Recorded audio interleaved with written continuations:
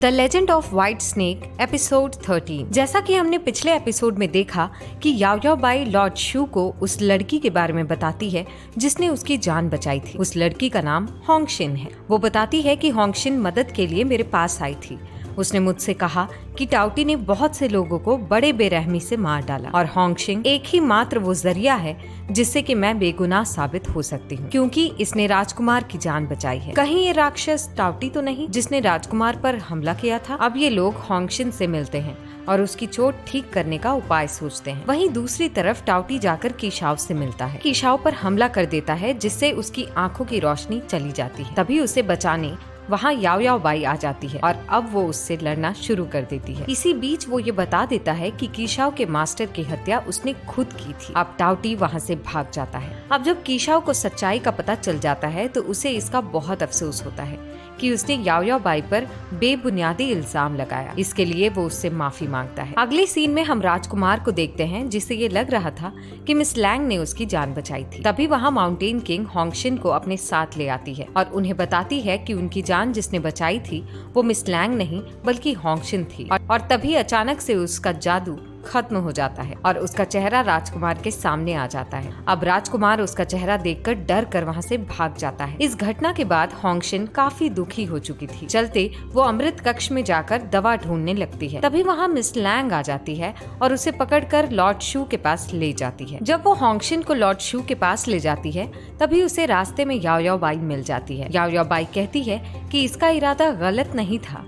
हाँ, माना कि इसने जो किया वो गलत है, पर इसके इरादे गलत नहीं है। मिस लैंग बिना उसकी कोई मदद किए वहाँ से चली जाती है। अब याओ याओ बाई और लॉर्ड शू दोनों ही कीशाओ के पास जाते हैं। तभी कीशाओ को कुछ जानी मानी खुशबू आती है। ये खुशबू ठीक वैसी ही है जैसी कि उसके जान बचाने वाले के पास थी। वो समझ जाता है कि बचपन में जिसने उसकी जान बचाई और उसे एक मास्टर दिया वो वहीं मौजूद है। वो समझ जाता है कि वो और कोई नहीं बल्कि याओ याओ बाई ही थी। अब अगले सीन में हम होंगशिन को देखते हैं जो कि काफी परेशान है और राजकुमार के बारे में सोच रही है कि उसे मुझे इस तरह से नहीं देखना चाहिए था। वो मुझे इस हाल में देखकर काफी डरा हुआ है। आखिर मुझे ऐसा क्या करना चाहिए कि मैं फिर से पहले जैसी हो जाऊं। तभी वो सोचती है कि क्या होगा अगर मैं दूसरा रूप धारण कर सकूं। अब वो मिस लैंग को अपने साथ जंगल में ले जाती है। वहीं दूसरी तरफ द अपोथेकेरी हाउस के सभी लोग मिस लैंग को खोज रहे हैं। तभी वहाँ मिस लैंग आती है पर उसका चेहरा अब उसका नहीं था। अब उसका चेहरा होंगशिन में बदल गया था। होंगशिन ने मिस लैंग का चेहरा चुरा लिया था। अगले सीन में हमें लॉर्ड शू को दिखाया जाता है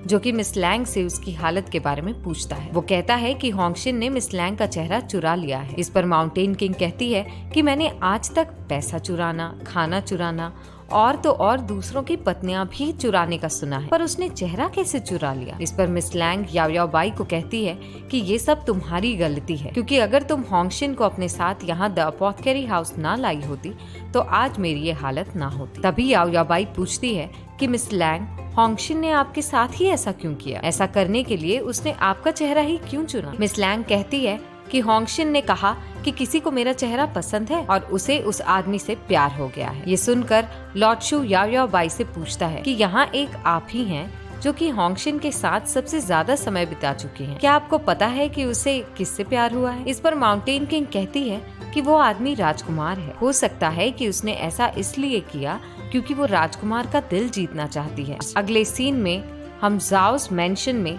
राजकुमार और होंगशिन को देखते हैं जो कि मिस लैंग के चेहरे के पीछे थी। तभी वहाँ एक आदमी उन दोनों को चुपके से देख रहा था। वो सोच रहा था कि ये कितनी बुरी है। इसने बेचारी मिस लैंग का चेहरा इस्तेमाल किया राजकुमार को अपने जाल में फंसाने के लिए, और अब तो मिस लैंग के पास कितना भयानक चेहरा होगा। तभी वो आदमी उस जग में कुछ डालता है। ये क्या था ये हमें आगे पता चलेगा। वहीं दूसरी तरफ हम याओ याओ बाई को देखते हैं जिसे चोट लग गई थी और ये बात अब लॉर्ड शू को पता चलती है। वो याओ याओ बाई से पूछता है कि क्या आपको चोट लगी है? तभी याओ याओ बाई बताती है कि मैं जाओस मैंशन जाना चाहती थी, ये जानने के लिए कि वहाँ हो क्या रहा है। इसी बीच माउंटेन किंग कहती है कि ये सब मेरी वजह से हुआ है। याओ याओ बाई मेरी मदद कर रही थी। दरवाजे पर खड़े पहरेदारों से हमारी बहस हो गई थी, पर लॉर्ड शू याओ याओ बाई को दवा देते हुए कहता है कि ये ले लो, तुम जल्दी ठीक हो जाओगी। वो मिस लैंग के पास चला जाता है और किसी तरह से मिस लैंग को समझाने की कोशिश करता है कि वो उसके चेहरे को ठीक करने के लिए जरूर कुछ न कुछ करेगा। अगले सीन में